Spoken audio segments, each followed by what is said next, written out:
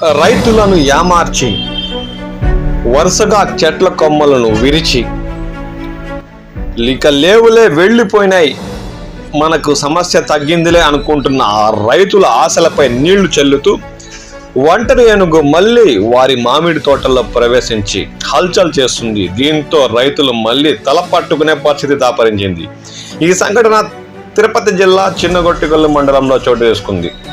చిన్నగొట్టిగల్లు మండలము, బాకరాపేట, ఎగవూరు, గొల్లపల్లి మామిడి కొమ్మలన్నీ ఇంచేసినాయినా. అంటే ఎన్ని వచ్చినాయి బా? ఓన్లీ ఒకటేనా? ఒకటి తిరుగుతానే ఉంది. అవునా? అంత ముందు కూడా ఒక వారం ముందు జంగమాల కొండ కూడా ఆడ పెరికేసి ఉంది టెంకాయ చెట్లు. అది సపరేటా? అది ఎగవూరు అయితే దిగవూరు, మాది ఎగవూరు, మాది అది దిగవూరు. కొమ్మలు అలాంటివి వచ్చేసిందా? అవునా? ఎవరు రైతు పేరేం బా?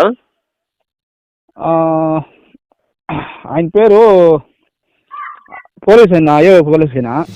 ఈ ఒంటరి ఏనుగుతో రైతుల్లో మళ్ళీ భయం మొదలైందని స్థానిక రైతు గొల్లపల్లి మణి తెలిపారు.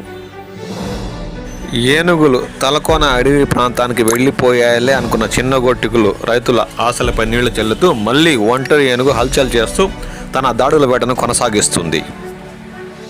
దీంతో స్థానిక రైతులు తీవ్ర భయాందోళనకు గురవుతున్నారు. సంబంధిత శాఖాధికారులు ఈ ఒంటరి ఏనుగుని దూర అటవీ ప్రాంతాలకు తరిమేసేందుకు కృషి చేయాలని వారు కోరుతున్నారు.